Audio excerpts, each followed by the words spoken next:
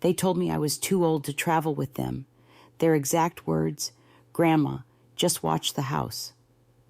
I remember the moment clearly, the way their voices carried no hesitation, no second thought, as if my place had already been decided, as if my years, my sacrifices, and my love had all been reduced to nothing more than a set of spare keys and an empty living room. For a moment, I just stood there. My smile froze, my hands trembled, and though I nodded politely, inside, my heart cracked. I had packed dreams in my suitcase, not clothes, not gifts, but hopes. Hopes of laughter, of being included, of watching sunsets together as a family. Instead, I was handed silence. Sadness washed over me first, yes. But then came something stronger, a quiet fire, a whisper inside me that said, "This is not how your story ends." I may have been left behind that night. I may have been dismissed, overlooked, forgotten. But what they didn't know, what they never expected, is that this story is not about weakness. This is a story of dignity, a story of respect. And before it ends, they will never look at me the same way again. I remember the first whisper of the trip.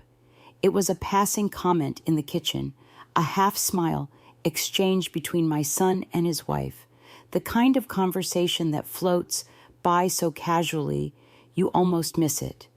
But I didn't miss it. My ears are always tuned to the sound of my family planning things, because even after all these years, even after raising them, caring for them, and sacrificing for them, a part of me still waits eagerly to be included.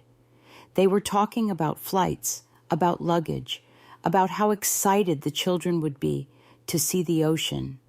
My heart leapt before I could stop it. A trip, a family trip. My mind raced through possibilities. Perhaps they were going to the coast, or maybe to the mountains. Wherever it was, I could already imagine us together. My grandchildren holding my hands, laughter spilling across hotel balconies, family dinners where we all sat at the same table. I felt myself smile without even realizing it. I hadn't traveled in so long. Not since my husband passed. Travel had become something for other people, the young, the busy, the ones who thought life was waiting for them somewhere else. For me, it had been work, routine, and an empty house. But here it was, an unexpected chance. I thought maybe, just maybe, they wanted me there. I still remember the courage it took to ask. My voice came out softer than I intended. "Where are you all going?" I asked, trying to sound casual, though my chest was beating like a drum. For a second, the room went quiet. Too quiet. My daughter-in-law glanced at my son, and he quickly looked away, fiddling with the edge of a cereal box like a schoolboy caught in a lie. She forced a little smile, but it didn't reach her eyes. "Oh, it's just a little family trip," she said. "A family trip." And suddenly, I wasn't sure if I belonged in that definition of family. I leaned forward, my hands twisting in my lap. "That sounds wonderful. I haven't seen the ocean in years." My voice cracked slightly, but I hoped they didn't notice. Do you need help booking tickets?" I shouldn't have asked. The silence that followed cut deeper than any words. My son cleared his throat, shifted in his chair, and finally mumbled, "Mom, it's not really a trip for everyone." I blinked. Not for everyone? He didn't look at me. He never looked at me when he was about to say something that hurt. "It's just, the walking, the traveling, the long days. It might be too much for you. You're not as young anymore." Too much for me. Too old. The words fell heavy, like stones in my chest. I sat there, frozen, trying to hold on to the smile on my face, but inside, my heart crumbled. I wanted to protest, to remind him that these legs had once run after him when he was a little boy, scraped and crying, that these hands had once carried groceries, laundry, and sometimes even him, when money was short and taxis too expensive. I wanted to say that age is not a prison and that love is not measured in footsteps or energy. But the words didn't come. I only nodded. Of course, I whispered. Of course, I understand. They seemed relieved, too relieved. My daughter-in-law sighed, smiled politely, and then quickly changed the subject. Something about school schedules and packing lists. My son nodded along, never once lifting his eyes to meet mine. I sat there, listening to them plan, listening to them laugh about snacks for the road, hotels with pools, and how much sunscreen they'd need. Every detail was like a knife, reminding me I was not part of this picture. I was on the outside, looking in at a world that used to be mine but no longer welcomed me. Do you know what it feels like to be invisible in your own family? To sit at the table, hear every word, but realize not a single one of those words is meant for you. It is a strange kind of loneliness, not the loneliness of being alone in a room, but the loneliness of being surrounded by the people you love most and knowing they've already left you behind in their minds. I thought about the years, all of the birthdays I had baked cakes for, even when the power was out and I had to light candles not for decoration, but for light. The winters when I worked double shifts at the store just to afford Christmas presents, wrapping them late into the night with aching fingers. The summers when I went without new clothes so they could go to camp with fresh sneakers and packed lunches that looked like everyone else's. All those years I was never too old or too tired to stand by them. But now I was suddenly too fragile, too slow, too much of a burden. The sting of it burned deeper than I could admit. That night, as they sat on the couch together, whispering about itineraries and comparing ticket prices on their phones, I kept quiet. I folded laundry in the corner, my hands trembling as I matched socks and smoothed out shirts. I wanted to scream. I wanted to ask, what makes you think I am too old to laugh with my grandchildren on the beach? Too old to taste salt in the air and sand between my toes? Too old to belong? But instead, I swallowed my pride. Because that's what mothers do, isn't it?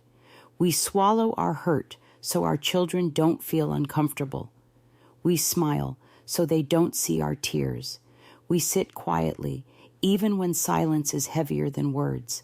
I looked at them, sitting so close, planning their trip like I wasn't even there. My son's face glowed with excitement. My daughter-in-law scribbled notes about reservations, and I just folded laundry.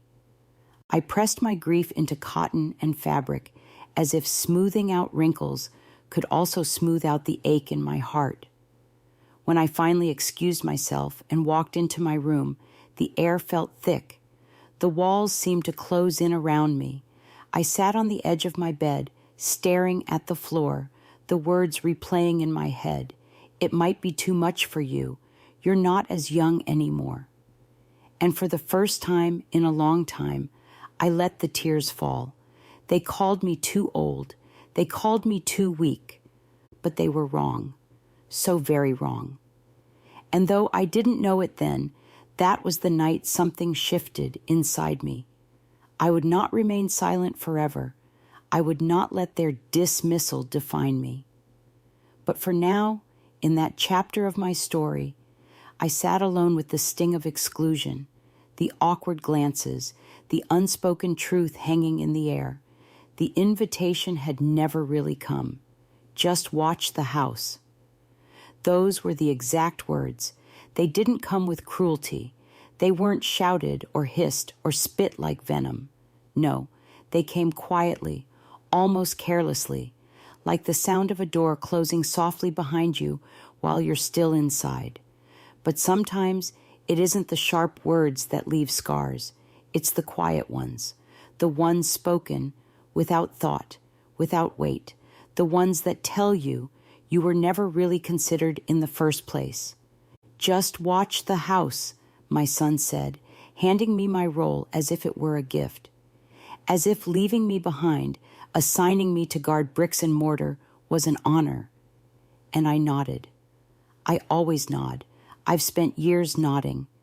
But inside my heart whispered, is that all I am now? A caretaker of walls? A guardian of empty rooms? I lay in bed that night, and the sentence replayed over and over, each time heavier than before. Just watch the house. That night I could not sleep. Their words echoed louder than any storm, and as I lay there staring into the darkness, I began to drift back through my life, through all the nights when I had watched far more than a house. I watched over them. I watched over scraped knees and midnight fevers, when I sat by their beds with damp cloths pressed to their foreheads. I watched the clock tick past midnight while I folded their school uniforms so they'd look crisp and proud in the morning. I watched the oven timer while birthday cakes rose in the pan, even when I had no candles, no decorations, nothing but love. I watched bus stops from the corner of my eye, making sure they were never left alone in the world. I watched them grow, from wobbly steps to steady strides, from hesitant words to voices strong enough to push me aside. And now I was told my worth was in watching walls. Not people, not family, just walls. As I tossed in my bed that night, I thought about all the sacrifices that had brought me here. When money was tight, I worked double shifts. Do you know what double shifts do to a body?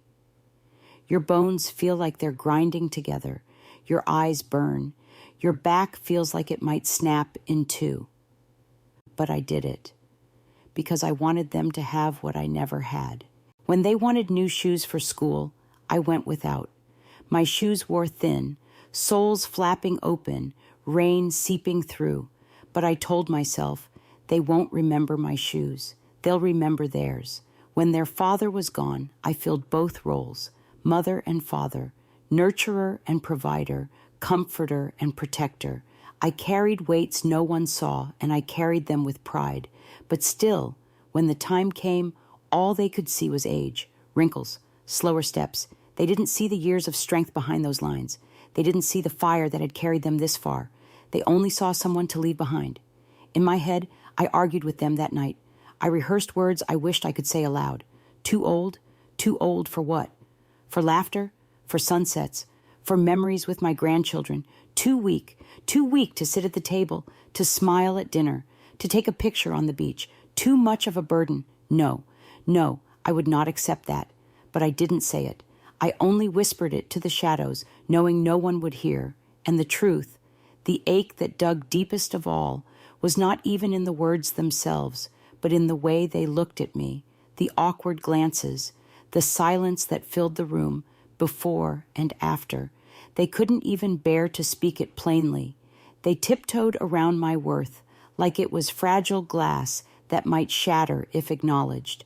But I heard it, I felt it, unwanted, unappreciated, invisible. As the hours passed and sleep refused to come, I began to wonder, had I always been invisible, or had I just grown into it, slowly, without realizing? I remembered birthdays where my name was only mentioned as the one who baked the cake, never the one who made the day possible. I remembered Christmas mornings where the wrapping paper flew and the children laughed, but no one saw the exhaustion in my eyes from nights spent preparing it all. I remembered school plays where I sat in the back row, clapping until my hands hurt, while the children searched the crowd for their father's face, barely noticing mine. And now here I was, older, grayer, my body slower, but my heart still fierce. And I realized maybe I had always been in the background. Maybe my invisibility wasn't sudden. Maybe it had just become undeniable. That thought broke me more than anything else. But there was another thought, too. As I lay awake, replaying Just Watch the House again and again, I began to feel something else rising inside me. Not anger, not even bitterness. It was something quieter, but stronger, a voice that said, "You are more than what they see." I had been unseen before. I had been overlooked, underestimated, and dismissed before. But each time, I had proven stronger than they imagined. Each time, I had endured. And this time would be no different. I turned on my side, pressing my cheek against the pillow, eyes burning with unshed tears. I thought of my grandchildren, how much joy I found in their laughter.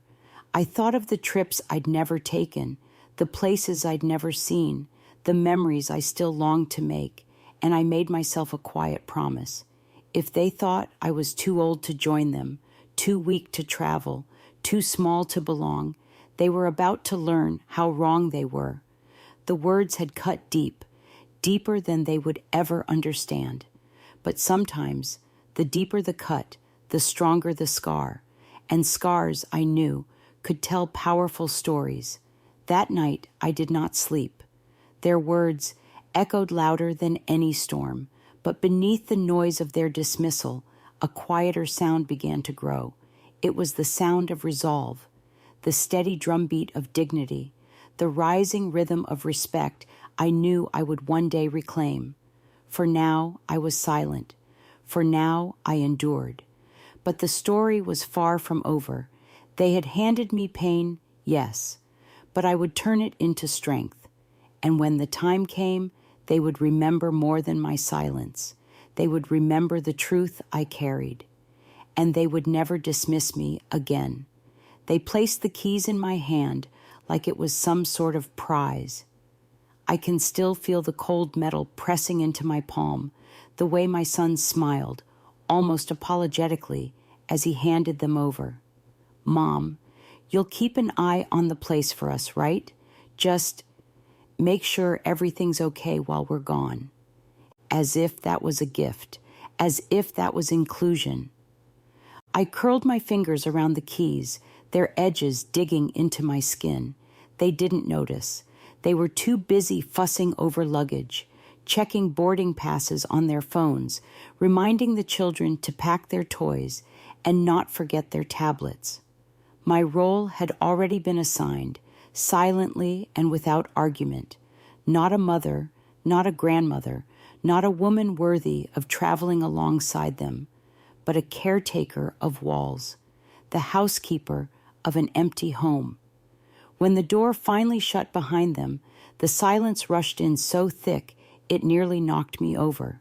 The house is never as loud as when it is empty. Every clock tick seems to echo. Every creak of wood sounds like a cry. I stood there in the hallway, my hand still clutching the keys, listening as the sound of their car faded down the street, then nothing. No laughter, no footsteps, no voices. Just me, alone. I walked through the rooms like a stranger wandering through a museum of someone else's life. The children's toys sat abandoned in corners, frozen mid-play. The kitchen still smelled faintly of coffee and toast from the morning rush. Their suitcases had left spaces like missing teeth along the wall. I looked around and thought, this is all they think I deserve, to be left behind with the dust and the echoes, guarding furniture and photographs that cannot talk back to me. I sat down on the couch, keys still in my hand, turning them over and over. The jingling sounded hollow, like laughter in an empty theater. And then I thought about how they must have seen it, how they must have convinced themselves that they were doing me a kindness. She'll feel included this way. She'll feel useful. She should be grateful. We trusted her with the house. Grateful. That word burned in my mind, as if I hadn't already given them everything worth more than brick or wood.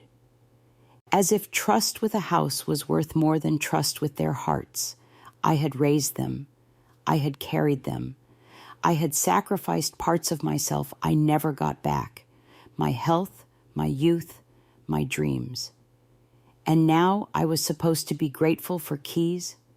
The loneliness of that day sank into me slowly, like water seeping into the cracks of stone. Every room I walked into reminded me of what I wasn't a part of.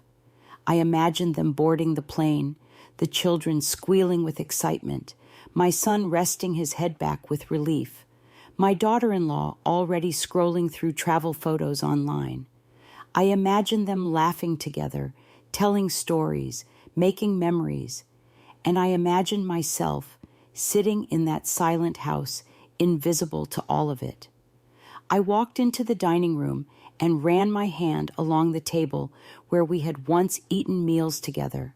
My son had been 6 when he spilled soup across that very surface, crying because he thought I'd be angry. I hadn't been angry. I had laughed, kissed his forehead, and wiped it clean. And now here I was, wiping tears from my own cheeks with no one to notice. As the day dragged on, I tried to busy myself. I made tea, but it tasted like nothing. I turned on the television, but the voices only reminded me of the ones I missed. I walked through the house, checking locks, peeking into rooms, making sure everything was safe. But safe for whom? The family that had already deemed me too old to be by their side? I was not a guardian. I was a prisoner of their convenience. And for the first time, I began to feel something stir inside me that was not sorrow, not disappointment, not even grief. It was sharper, stronger, quieter, but unshakable, a seed of defiance. Sitting there, alone with those keys, I realized something. They had underestimated me. They had thought I would sit quietly, accept my role, and feel thankful to be useful. But they didn't know the years had made me more than just a caretaker. They had made me a fighter. For decades, I had fought for them. I fought bills that stacked higher than my paychecks. I fought hunger with recipes that stretched nothing into something. I fought exhaustion with love that never wavered. I fought for them even when no one fought for me. And if I could fight for them, then I could fight for myself now. That thought came to me in the silence, as steady as a heartbeat. And I knew in that moment that something inside me had shifted. I looked at the keys again, clutched in my palm. They weren't symbols of trust. They weren't tokens of love. They were chains, and I was done being shackled. The loneliness of that house carved me open, but in the hollow spaces, something new began to take root. A promise, a plan. Yes, they had left me behind. Yes, they thought I was too old, too fragile, too small to matter. But they were wrong, because while they were away, laughing in some sunlit place, thinking they had written me out of their story, I was quietly writing my own chapter, the chapter where I stopped being invisible, the chapter where I turned my pain into power, the chapter where "just watch the house" would no longer be the words that defined me, but the words that lit the spark of something much greater. That night, as the house creaked and groaned with its emptiness, I did not weep the way I had the night before. Instead, I sat at the dining table with the keys laid flat before me, and I whispered to myself, "They think you are weak. They think you are forgotten. They think you will stay silent." But I knew better. I was not forgotten. I was not weak, and I would not be silent. Something inside me, something long buried beneath years of nodding, smiling, and staying quiet, had awakened. And though I could not yet see the full shape of it, I knew one truth as clearly as I knew my own name. This story was not over. It was only just beginning. The house was quiet, too quiet. I wandered from room to room, my feet bare against the cold wood floors, listening to the shadows. They seemed alive tonight, curling along the walls and stretching across the furniture, whispering reminders of the past. The ticking clock sounded louder than usual, each second echoing like a drumbeat marking the rhythm of my solitude. I settled at the edge of my bed and let the memories wash over me, memories of raising them, of nights that seemed endless when they were children, nights when I paced the hallway to check if they were breathing, nights when their cries pulled me out of bed again and again, no matter how exhausted I was. I remembered holding a feverish son to my chest, rocking him until the heat broke, and feeling his small body finally relax into sleep. I thought about the little daughter who had learned to ride a bike in the driveway, her skinned knees dripping with tears while I held the bike steady, encouraging her to try again. Each stumble, each fall, each success, I had watched and guided. I had lived for these moments, placing their joy above my own comfort. The memories were both a balm and a wound. They reminded me of all I had given, all I had done silently, without applause, without acknowledgement. I remembered working late nights, scrubbing floors, folding laundry until my fingers ached, preparing meals that stretched beyond my budget. When money was scarce, I went without so they could have more. When my body ached, I pushed forward because theirs mattered more. I thought of the birthdays I had stayed up late to prepare, the presents I had wrapped in the dim light of a single lamp, making the simplest items seem magical, the countless hours I had devoted to homework, advice, guidance, and unconditional love. None of it had seemed to matter today. Not in their eyes, not now. They had left me behind. They had told me I was too old, too fragile, too much of a burden to join them. And yet, as I replayed the memories, I realized something. Each sacrifice, each sleepless night, each labor of love had forged a strength inside me they had not yet seen. I walked through the kitchen and glanced at the table where we had shared countless meals, the scratches from knives and crayons, the tiny handprints on the varnish. These were the marks of a life fully lived, a family nurtured, and a woman who had given all she had to see them grow. And tonight, the table stood empty, silent and still. I pressed my hands to it, closing my eyes, and whispered to the room, did it all mean nothing? Was my presence nothing more than a set of keys and a pair of eyes to guard empty walls? The walls offered no answer, only silence. I moved to the window, peering out at the darkened street. The night was still, stars hidden behind clouds, the world moving on without me. I imagined them on their trip, laughing in the sun, exploring new places, making memories I would not share. And for a moment, grief washed over me in waves so strong I thought it would drown me. But then, amid the ache, something else began to stir. I remembered the mornings when my own body refused to rise, yet I pushed on anyway. I remembered the bills paid, the meals prepared, the tears wiped, the bruises soothed, the endless nights of worry and fear transformed into hope and love for them. Every moment of sacrifice had built me, shaped me, made me stronger. And suddenly, the realization hit me. I was stronger than they thought, more capable than they believed, more alive than they could ever imagine. The silence of the house no longer felt oppressive. It felt like a canvas, blank, yes, but waiting for me to write something new, waiting for me to take control of the story they thought they had written without me. I sank back into the chair near the window, my fingers resting lightly on the keys they had left me, cold metal against my warm skin. Once, I had thought of them as shackles, but now I saw them differently.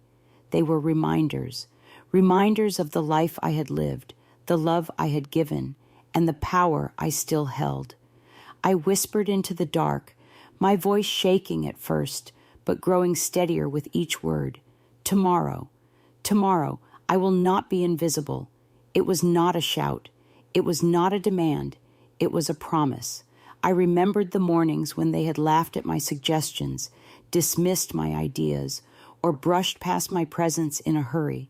I remembered the times I had bent over backward to support them, only to be overlooked. And yet, as I whispered to myself, I felt the weight of those years transforming into something else, resolve.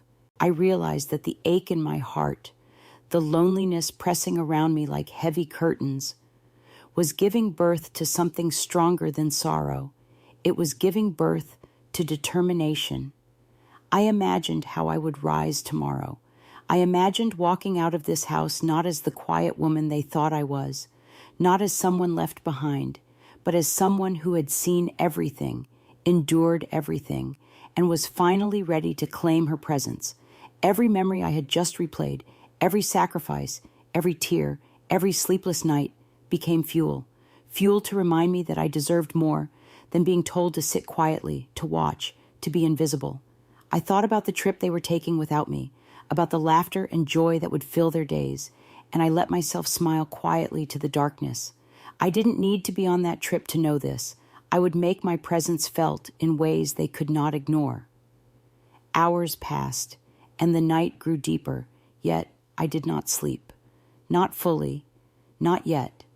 My mind was alive with plans, with reflections, with quiet strategies, and as I sat in that stillness, a sense of clarity began to form.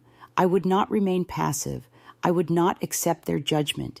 I would not allow their casual dismissal to define me. The seed of action had been planted.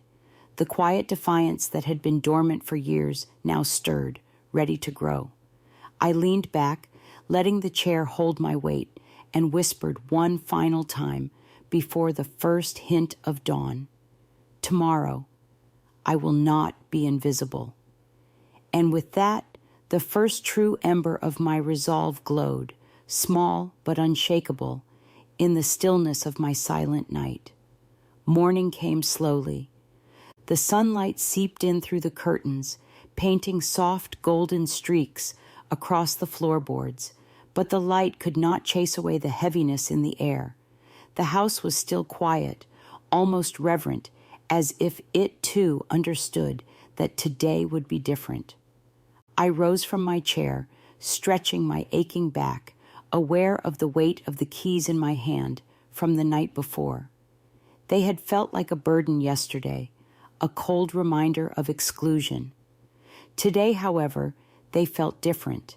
Today they were a challenge, a symbol of the life they had underestimated. I looked in the mirror. The reflection that stared back at me was older than I remembered, the lines and wrinkles of my years unmistakable. And yet, in those eyes, something had changed. There was a spark, a quiet fire, a determination that had not been there before. No longer a woman to be passed over, ignored, or dismissed. I dressed carefully, not to impress them, not for their approval. No, I dressed for me, for the dignity I refused to surrender. A blouse that was soft but strong in color, sleeves rolled up just enough to reveal the hands that had built and shaped a family. Slacks that fit comfortably, yet carried an air of authority, polished shoes, and a necklace I hadn't worn in years, one that reminded me of the celebrations and milestones of decades past. Every layer of clothing felt like armor. Each piece whispered a secret to me. You are not invisible. You are capable. You are proud. After dressing, I moved to the kitchen. The sunlight streamed through the windows now, warming the counters and illuminating the dust motes floating lazily in the air. I arranged the table deliberately, placing cups, plates, and napkins in a way that was almost ceremonial. Perhaps it was silly. Perhaps they wouldn't even notice. But it mattered to me. Symbolism had power, even when the audience was absent. Then I took pen and paper.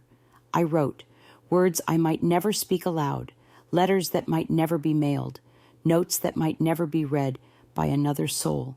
Each stroke of ink carried the weight of years, of sacrifices, of unacknowledged labor, of love poured quietly into their lives. Words that reminded me that my voice mattered, even if no one else listened. I paused often, rereading what I had written, my fingers trembling slightly, not from fear, but from the intensity of it, the rawness of admitting to myself that I had endured, that I had waited too long, and that today that would change. My heart was a drumbeat in my chest, loud and insistent. Nerves fluttered like trapped birds. What if I faltered? What if they laughed? What if they refused to listen? The questions circled in my mind, relentless, teasing at doubt. And yet, underneath it all, a steadier, stronger rhythm grew. Pride. Quiet, unwavering pride. Pride in the woman I had been, in the woman I had become, and in the strength I had discovered within the stillness of my silent night. I walked through the house slowly, noticing things I had never seen before, the scratches on the dining table that marked birthdays, the faded wallpaper in the hallway that had been there through every scraped knee and every burst of laughter, the photographs on the mantel, young faces frozen in time, reminding me that these walls had been filled with life because I had been present, always. If they thought that excluding me today would diminish me, they were wrong. If they thought my age would make me small, they were wrong. If they thought their casual dismissal would silence me, they were wrong. I placed the keys carefully on the counter, not as a symbol of obedience, but as a token of what had been handed to me. The opportunity to rise, the challenge to reclaim my voice. I straightened my back, shoulders squared, feeling the fire within me surge like a tide against the rocks. I spoke softly to myself, but firmly, letting each word carve a path for the day ahead. If they thought I was too old to stand, they were about to see me rise taller than ever. I practiced my steps in the hallway, imagining the scene that would unfold. I imagined walking out the door, not timidly, not with hesitation, but with deliberate purpose. Every stride measured, every gesture purposeful. My heart beat faster as I pictured their faces when they realized that the woman they had dismissed, the woman they had left behind, was no longer someone they could overlook. The nerves were still there, humming like a live wire beneath my skin, but they no longer paralyzed me. They sharpened me. They reminded me that this was important, that this was mine to claim. The day ahead was uncertain, yes, but it was mine to face. I gathered my notes and tucked them into my bag, along with the keys. Every object in my hands now carried meaning. I was armed not with anger, but with dignity, not with malice, but with resolve. Each step I would take today was a declaration. I exist. I matter. I will not be silenced.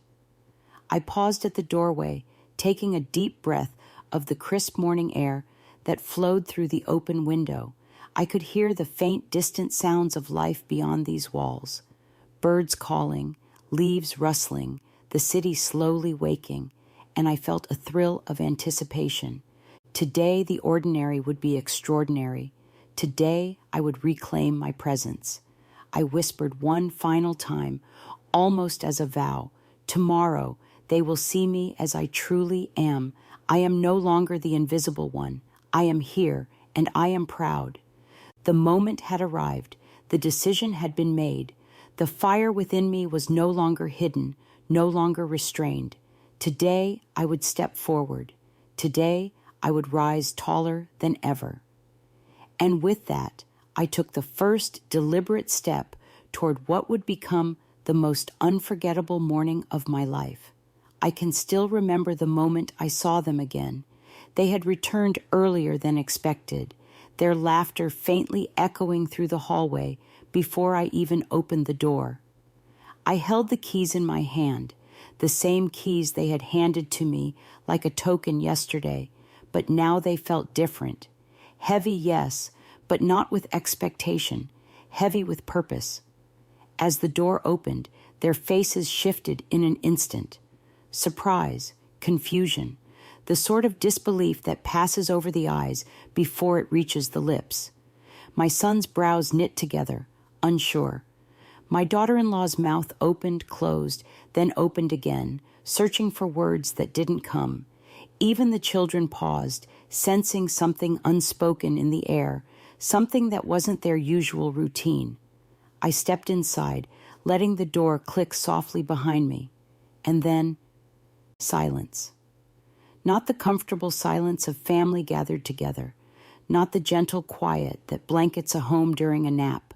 No, this was heavy, loaded silence, the kind that presses down on your shoulders and makes your chest ache.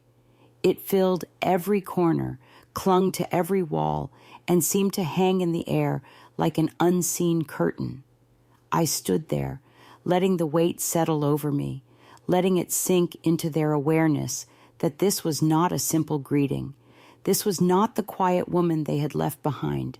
This was someone who had been overlooked, dismissed, and underestimated, and I would not be ignored any longer.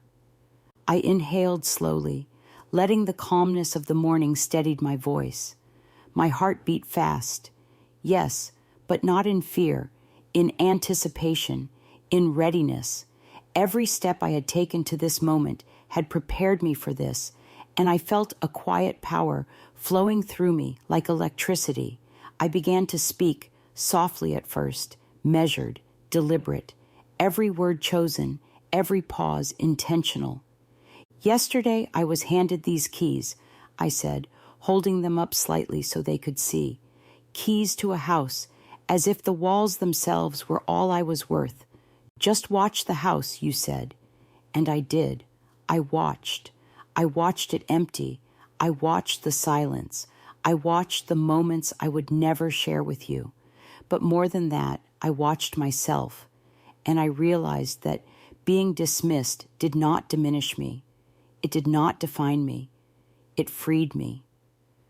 I could see the confusion deepen in their eyes. They had expected the usual nod, the usual quiet acceptance, perhaps even a few polite words. They had not expected this, and so I continued.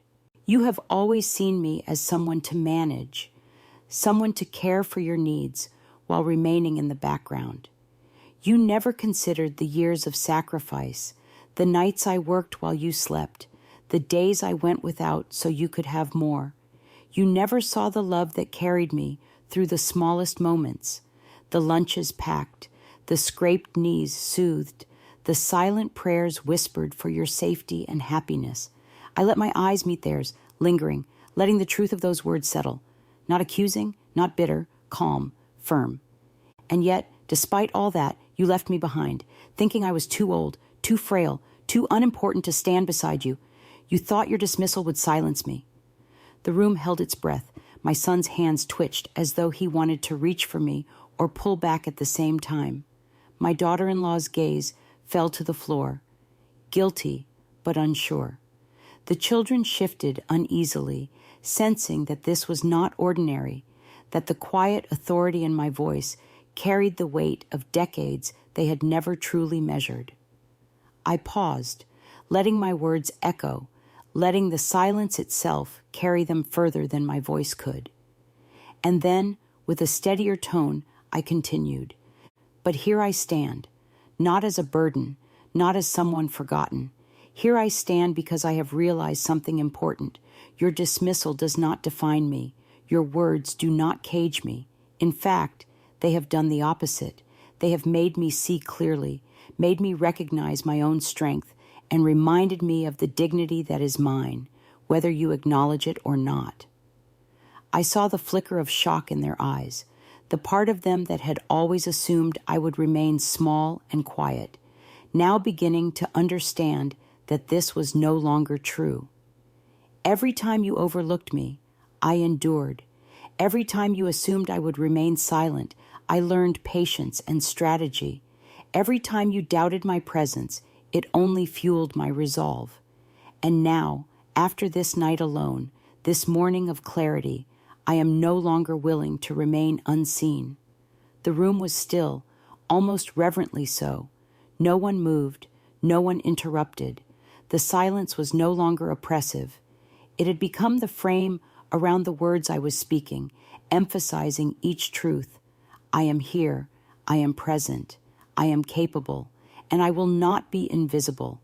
You may have given me keys to a house, but today I reclaim the keys to my own voice, my own presence, my own dignity, and it begins right now with these words. I could feel their uncertainty, their minds racing. They hadn't expected confrontation, at least not like this. Their expressions shifted, first shock, then a flicker of shame, and finally a dawning awareness. Perhaps they realized for the first time that I had endured silently, not out of weakness, but out of choice. That my quietness had been a strength, not a surrender. I am grateful for the family I helped raise, for the moments we shared, for the love that I poured into all of you. But gratitude does not mean submission. Love does not mean invisibility. And patience does not mean permission to dismiss me. Your words yesterday cut deep, yes, but they also opened my eyes. I let that hang in the air, letting the weight of my voice and the truth of my life settle over the room. You may have intended to diminish me, to make me small, to leave me behind, but what you didn't know is that I had already learned to rise above. You didn't understand that each sacrifice, each sleepless night, each act of love built a strength that could not be ignored.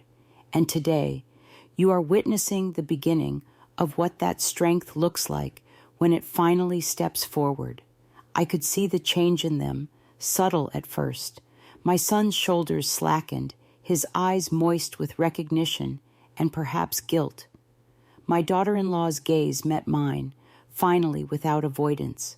The children, sensing the gravity, softened, unsure, yet aware that something had shifted in the atmosphere of the home. I took a slow breath, feeling my own chest expand with a mixture of relief, pride, and purpose. I had spoken my truth. I had done so without anger, without malice, without desperation.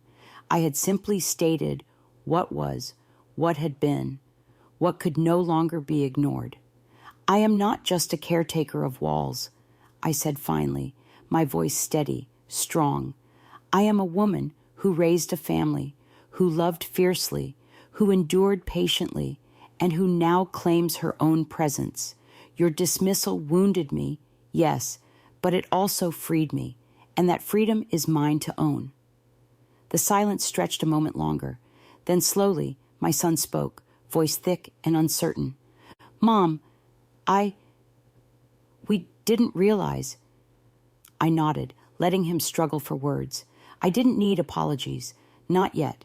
This moment was about declaration, about recognition, about standing tall where I had been forced to sit quietly for far too long. It is enough, I said softly, yet firmly. For now, it is enough that you hear me, that you see me, that you understand finally that I am not invisible. And in that moment, as their eyes traced my face and held it, I knew that the long night of solitude, the whispered promises to myself, the careful preparations of the morning, all of it had led here, to the confrontation that was not fueled by vengeance, but by truth. And the truth, finally spoken aloud, felt heavier than any keys they had handed me. And yet, paradoxically, it felt lighter than any burden I had carried in decades. I had been seen, and nothing could take that away. The room was still, stunned, silent. I could feel the weight of their surprise pressing against the walls, pressing against my own chest in a strange, heavy calm. My son avoided my eyes, his usual confident gaze replaced with uncertainty, as though the world had shifted beneath him, and he didn't know where to look anymore. My daughter-in-law lowered her head, tucking her chin in a quiet, almost shameful gesture, as if she were trying to disappear into the floorboards. Even the children sat frozen, unsure how to break the tension that hung in the air like a thick fog. I stood there, feeling the calm spread through me like sunlight across a cold floor. I was not angry, not anymore. The rage I had felt when they first dismissed me, when they told me I was too old, had burned itself out in the fire of preparation, reflection, and confrontation. What remained was something sharper, more refined, strength, quiet pride, dignity. I looked around the table at the plates I had set earlier that day. Everything was neat, precise, deliberate. The food I had prepared with care, each dish chosen not just for taste, but for meaning. And I realized something profound. In that room, I had served them more than a meal. I had served them the truth. Their eyes flicked toward me, searching for something familiar, something they could categorize, something they could dismiss. But there was nothing dismissible here.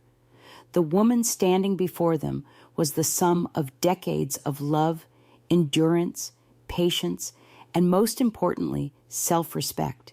She had been underestimated for too long, ignored for too long, and yet here she was, steady, commanding, unshakable. I let my gaze linger on each of them, not with accusation, but with clarity. Every line on my face, every gesture, every measured breath spoke louder than any words I could utter. I could see, reflected in their eyes, the weight of the truth finally reaching them. I am not invisible, I whispered, softly enough that only they could hear, yet firmly enough that it seemed to echo in the quiet room. I am present. I have always been present, and today you are seeing me as I truly am. The silence stretched, dense and almost sacred. My son's shoulders sagged slightly, the tension leaving them in tiny increments as he processed the weight of my words. My daughter-in-law remained bent forward, but her hands unclenched, resting gently on her lap. Their reactions, subtle yet profound, were a mirror to the transformation that had occurred, not in them, but in me. I felt no need to fill the room with more words. There was a quiet power in letting them sit in the aftermath, in allowing them to absorb the truth as it settled over them. I could see every unspoken realization flicker across their faces, the moments they had overlooked me, the dismissals that had cut deep, the assumptions that they had thought would silence me. And now the silence they sat in was evidence of my victory, not of spite, but of truth. I walked slowly around the table, each step deliberate, each breath measured. My hands brushed lightly over the edge of the plates, the silverware, the glasses I had set with care. This was my realm, my creation, my stage, and I was no longer a quiet observer. I was the orchestrator, the presence they had failed to recognize until this very moment. I have served you everything you never saw, I said softly, letting the words resonate in the room. I have served you my patience, my labor, my love, my endurance. And today I serve you the truth, not to shame you, not to hurt you, but so you finally understand that what you thought was dismissal, what you thought was insignificance, was only an illusion. I have always mattered. I have always been strong, and I am still standing. Their faces remained fixed, a mixture of shame, realization, and awe. I could see it in the way my son's eyes finally met mine. For a fleeting moment, the way my daughter-in-law lifted her head, just slightly, and even the children, who seemed to sense that something important had occurred, leaning forward a little as if to witness a lesson too profound for their years. I felt a deep, soothing calm settle over me. The emotional storm of the past days, the nights of reflection, the morning preparations, the confrontation itself, it all culminated in this moment.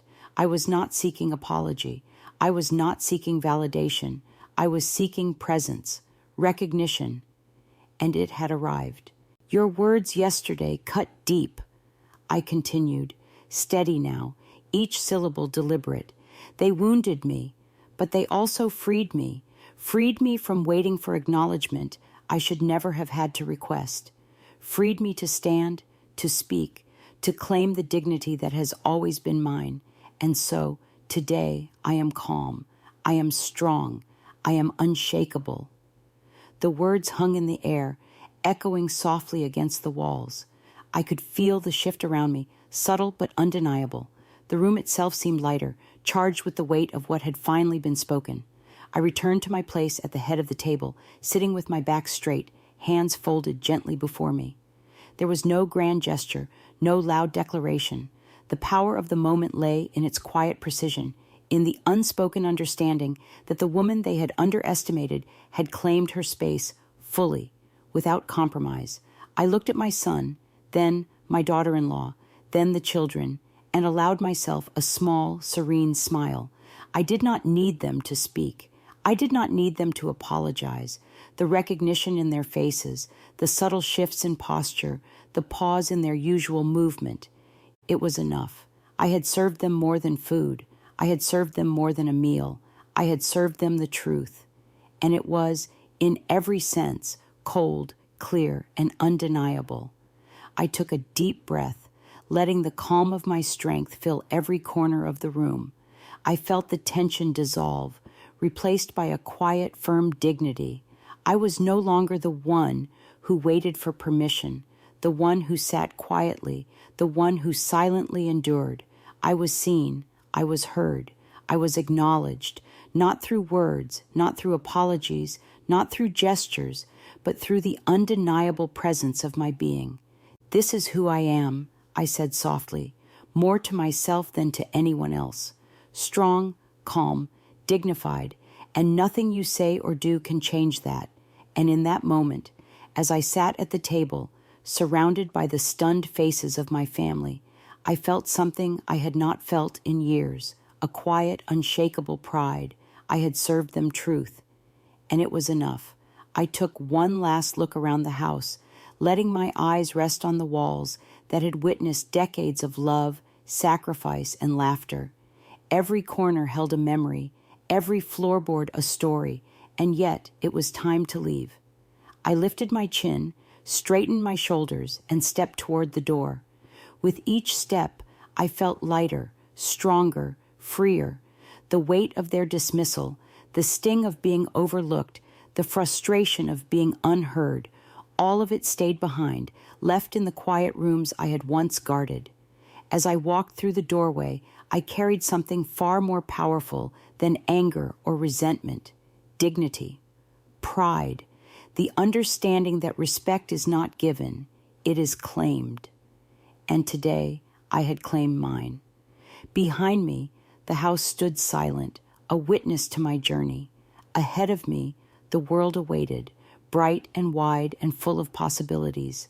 I smiled softly, feeling the quiet triumph that comes not from confrontation, but from standing tall, speaking truth, and knowing your own worth. I took a deep breath, savoring the moment, and whispered to myself, and perhaps to them, if they listened closely. They wanted me quiet, but at dessert, I served more than sweetness. I served respect. And with that, I walked on, leaving behind the past, carrying forward the strength I had earned. This closes the story with a calm, reflective tone, emphasizing her dignity, the lesson learned, and the iconic closing line.